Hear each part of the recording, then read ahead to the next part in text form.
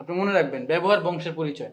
এই প্রতিবন্ধী বাচ্চা, অনেকক্ষণ ধরে না তোর সব কথা শুনতেছি, আর একটা কথা যদি বলছিস না, এক পা তো ভাঙা, আরেক পাও লাথি মেরে না একদম ভাঙ্গা একদম বস্তার মধ্যে প্যাকেট করে পাঠাই দিবে এখান থেকে। ম্যাডাম, আপনি আমার সাথে অনেকক্ষণ যাবত খারাপ ব্যবহার করছেন, ঠিক আছে? সেটা একটু ভেবে দেখেন। ঐশী, তোরা আমি অনেকক্ষণ ধরে খুঁজতেছি, তুই এখানে কি করতেছিস? আরে ভাইয়া, এই যে দেখো না, এই প্রতিবন্ধীটার সাথে আমার ধাক্কা লেগে গেছে, মানে এরপর মানে কি চিল্লাচিল্লি, কি আরে অবস্থা। ভাই, তুমি এই জায়গায়, তোমার এই অবস্থা কেন? হ্যাঁ এই লাঠি কেন? না ভাইয়া, কিছু না, একটু অ্যাক্টিং করছিলাম।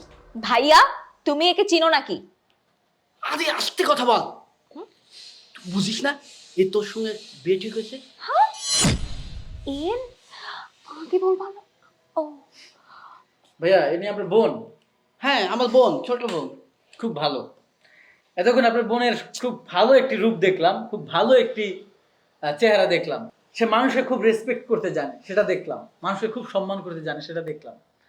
একজন মানুষের সাথে কিভাবে ব্যবহার করতে হবে, সেটা দেখলাম। একজন প্রতিবন্ধী মানুষ তার ভুলের কারণে পড়ে গেছে, সেখানে সে অনুতপ্ত না হয়ে, সরি না বলে, সে তার গায়ে হাত তুলেছে, সে তাকে প্রতিবন্ধী বলছে, মেরে তাকে বস্তায় ভরে ফেলে দেবে বলছে। বাহ, আর এমন একজন মানুষের সাথে আমার বিয়ে ঠিক হয়েছে। আজকে তো আমি এই অভিনয়টা না করতাম, সত্যি আপনার বোনের এই রূপটা আমি জানতে পারতাম না। আমি শুনতে পেয়েছি যে